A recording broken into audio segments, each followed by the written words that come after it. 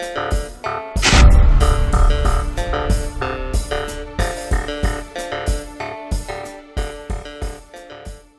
talk about the 7 guys that there's maybe an argument for. We're going to start with a player that you like a lot more than I do. It seems that the Lions like him similarly to how I like him, in that he's their third string running back. But should we switch this up? Should you take the positive here? This feels weird for me to take the positive on DeAndre Swift. I think you should take the positive on DeAndre Swift. Well, I think our premise is kind of flawed in that, is this player the RB1? Because I don't think he's the RB1. I didn't think the last 3 guys had a conversation for RB1. Yeah, we're doing a bit here. But you know what? I am now doing the positive on DeAndre Swift. And the reason that we like DeAndre Swift is because he's a better rusher than he was last year, which, you know, in a wildly small sample, we've seen him be a better rusher than he was last year. But it's a tiny sample, so who really knows? The big thing with DeAndre Swift is that he is a very good target earner. He had 15. What did he have? In 2020, he had a target share of 12.8 as a rookie. That's pretty good. And then last year, he had 18.4%, which is number 2 in the NFL. And that was including the games at the end of the year when they basically didn't let him play anymore because he got hurt. In week 12, he got hurt. He only played 20% of the snaps. He'd already had 3 targets and 3 receptions in that game in the first 20% of the game. Then he came back in week 17 and 18. They basically just didn't let him play anymore. Or maybe they were just never going to let him play anymore. I don't know. The interesting thing about DeAndre Swift, though, is that he does have that game-breaking potential, in that if he does get the full workload, which he can, he's one of 4 players in the NFL that can have a 20% target share at the running back position, which is incredible. And that's the only real reason to buy into DeAndre Swift as the RB1 overall. I'm trying to remember his name now. We had one of the fantasy doctors come into the Patreon last summer, did an AMA. And one of the questions we had for him was about DeAndre Swift. And actually, I don't really think it was even a question about DeAndre Swift. It was a question. He does this really interesting thing where he goes through and he tracks all of the players in college injury history. And he puts together this process that helps him determine how much these players are going to be injured when they're in the NFL. And he was really concerned about DeAndre Swift because he missed so many practices in college. And I was like, dude, he hasn't missed any games. This dude doesn't miss games. What are you worried about? And he's like, no, man, these guys miss practices in college. It's gonna come back to bite them in the NFL. And here we are with DeAndre Swift getting hurt a lot in the last few years. It's been super frustrating. And aside from that, though, we should be buying the elite upside as the RB1 overall. Except that's not what I'm saying. And this is flawed. People, I'm gonna lean into the microphone here for a second. I'm not actually telling you to go and buy DeAndre Swift at RB1 overall, because it's plausible that I would see that, but I'm not saying that.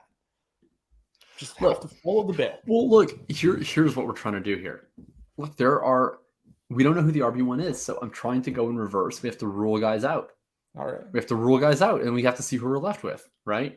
So DeAndre Swift is, he's in a tough spot. I'll say him and Taylor are in a similar spot where they're in the same draft class. They're both going into year 4.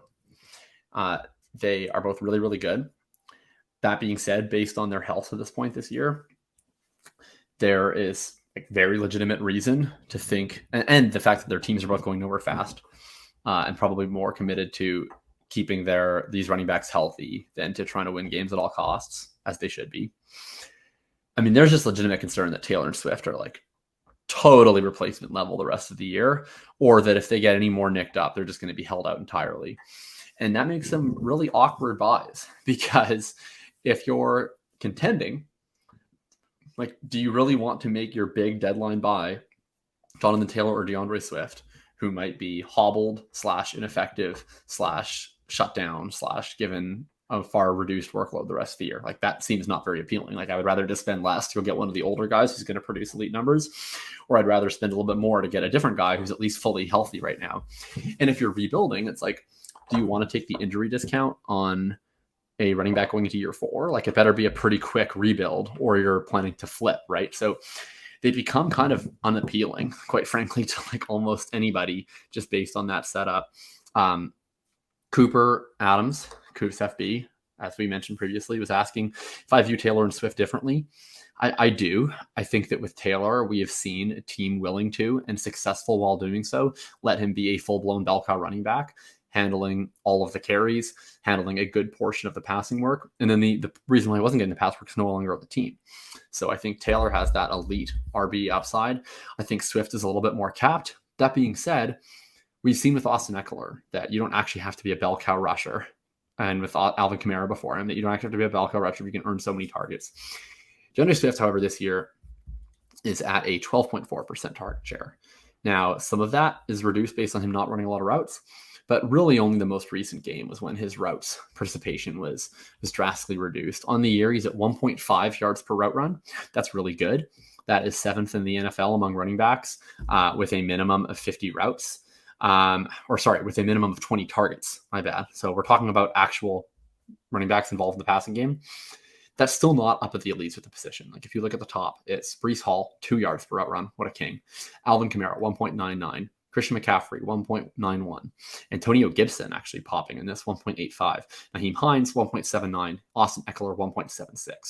Swift is in this middle tier of running backs with Ramondre Stevenson, for instance, where it's a really good pass down running back, but he's not at that elite level that I think he needs to be, because if he's going to be in this type of conversation at any point in his career, he needs to be getting there for the passing game. He's not going to be the bell cow running back. So I think we have to rule out Swift.